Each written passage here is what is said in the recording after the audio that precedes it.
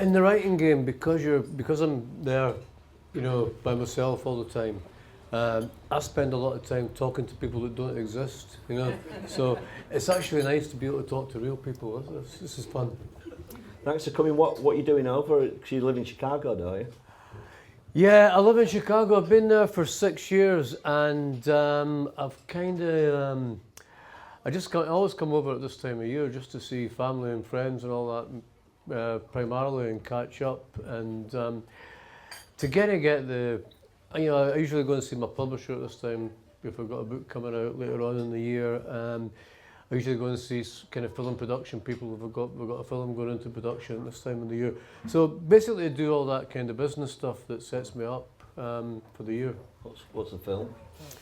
Can you say? There's actually two. Hopefully, we're going to, you know, we're in script development on two, maybe possibly even three next year, and hopefully, kind of in 2016, they'll start to, you know, they should start to leave some kind of footprint, hopefully. I'm not going to tell you what they are, of course, though, because that's like. So that's it. We'll be sitting in silence for about 20 minutes now. That bit. People ask, you know, what's going to be the line of questioning, and I never have a line of questioning. It's, I am a blank screen. So I came across you. We've never met before, but I think we've been in similar places where. Sometimes in Leeds, actually. I think I've seen you in Leeds once. You've got a history with Leeds. Yeah, I have got a bit of a kind of Leeds history. And my friend Dean Kavanagh, who I do a lot of screenwriting with, he's actually from Bradford, so I don't know if I can't call that Leeds. He won't let me call it Leeds. So yeah, no, he's kind of. It's like Leeds bullshit. Sorry, Bradford. But yeah, Dean and I kind of, we used to sort of sit and work in the arts cafe here, so I used to come up a lot to see him. He'd come down to London to see me when I lived in London. James there was my first editor in London when he was the editor of Loaded, and I did a column for Loaded, James Brown. Dave Beer, I don't know if Dave's here yet, but Dave's from Back to Basics, is an old friend of mine, and I used to come up to Basics, and you know, he would come down to London a lot, and actually I had a kind of strange, kind of wild time with him at the last Winter Music Conference in Miami, about kind of 10 years after the last time we kind of met up there, and we agreed, like, you know, we're not going to get fucked up again. It's kind of we're too old. We can't do this anymore. And then like 3 days later, it was fantastic because we were in this. We're in this kind of open air sort of small scale kind of rave thing, you know, and Dave's got this kind of very impenetrable Yorkshire accent. I've got a very impenetrable Scottish accent, especially after been drinking for 3 days, basically. And it was great that Dave was kind of trying to attract the attention of the waitress, and the waitress turned around to me and goes, "Gee, has he got Down syndrome?" And I say, yeah, he has, like, you know.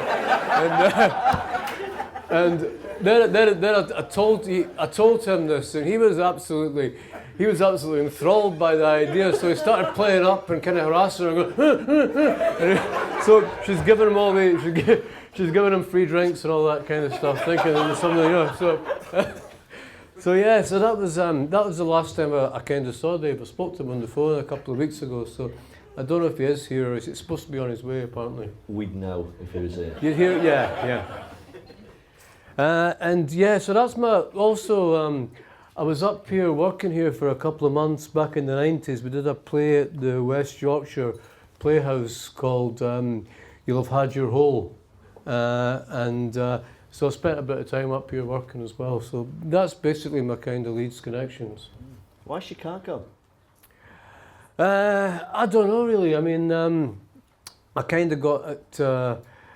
My wife's American. She's from Chicago, and she kind of she's not that keen on going anywhere else, really. You know, I mean, Chicago people are very, they're very unlike kind of New York or LA people. They just love Chicago, you know, and they kind of, they don't want to move, and you know, it's like, to them it's this kind of, well-kept secret. They don't want to move. They don't necessarily want people to go there either. And I keep telling everybody, like, just stay on the plane for another hour and go to Chicago instead of New York, because it's half the price basically, or a third of the price even.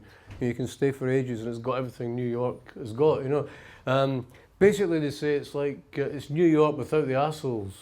You know, so. How do you fit in Chicago? How do I fit in being an asshole? You mean?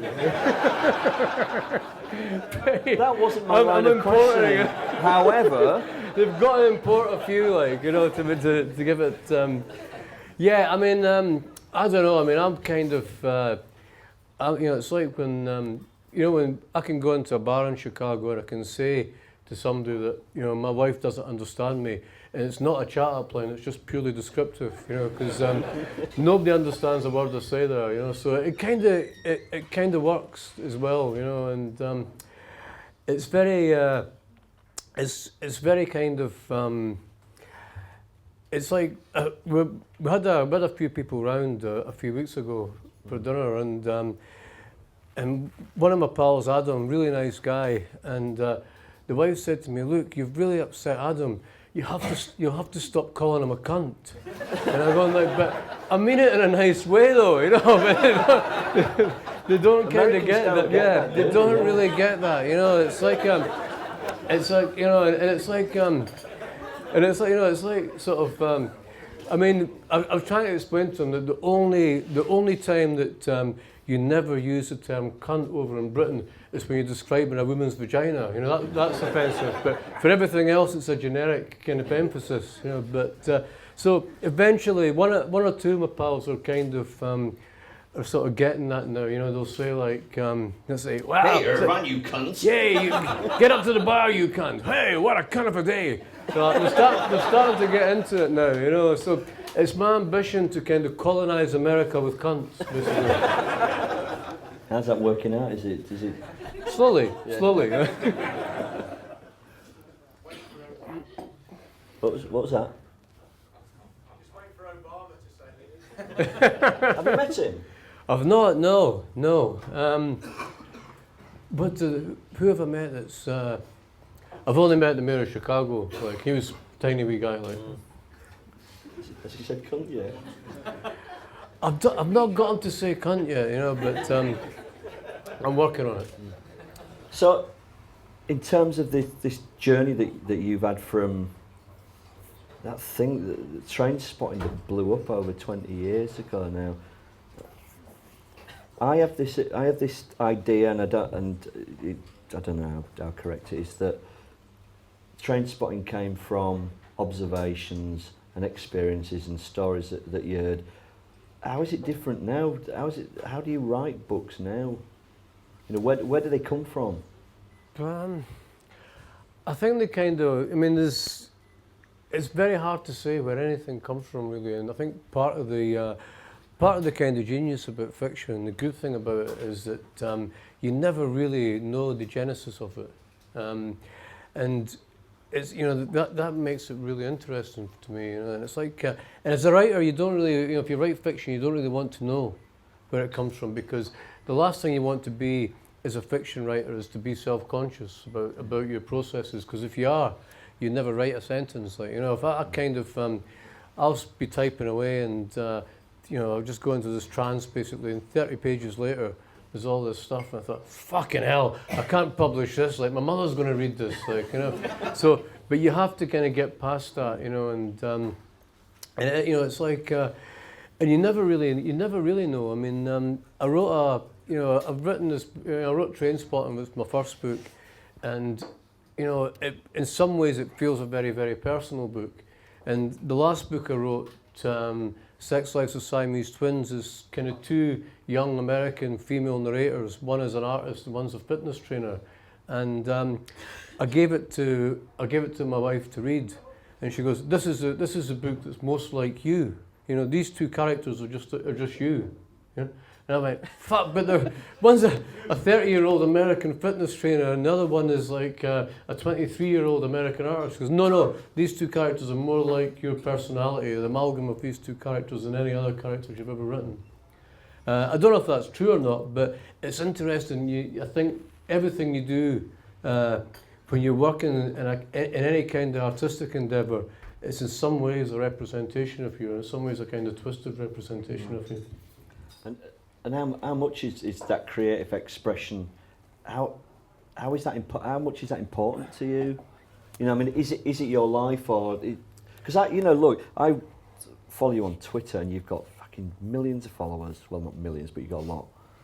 And you seem to be watching loads of sports, working on loads of projects.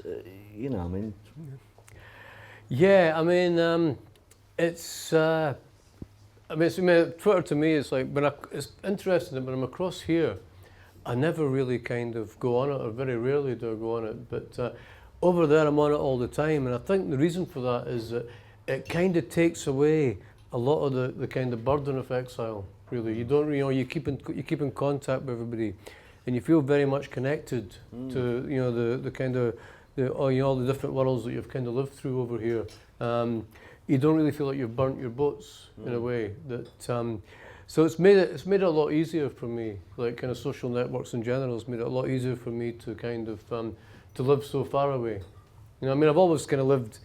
My other spells in America have been, where it's been like just for a year at a time, and when I've been over in Amsterdam or Dublin, you're still kind of an hour away from Edinburgh, an hour away from London, so you don't really feel like you've kind of gone that far. But being right across there does sometimes feel physically that you've gone quite a bit out of where you are, and I think where you're from, and Twitter in particular makes it easy because you can just bang off stuff. I mean, I try and keep busy, and I think for me it's like I've got to do something creative, and I try to. I mean, the only things I was interested in doing as a kid was like kind of music, painting, and writing. That was the only things I had any interest in, and I was always terrible at music. I wasn't particularly skilled at kind of painting and drawing, so I just basically came to writing by default. What was the genesis of getting writing for you? I mean, I think it started off kind of messing around with music and realising that when I was playing with people in bands that I was always the first person that kind of got kicked out when everybody got to a level of proficiency, And once this happens about 3 or 4 times, you kind of get the message that it's not really for you, But what I did find was that when I wrote songs, I tended to write ballads, and they had they were stories basically, They had a kind of a very kind of strong narrative structure. So I thought, well, make that kind of make that into a kind of just actualize it and just do that. Just get on with writing stories.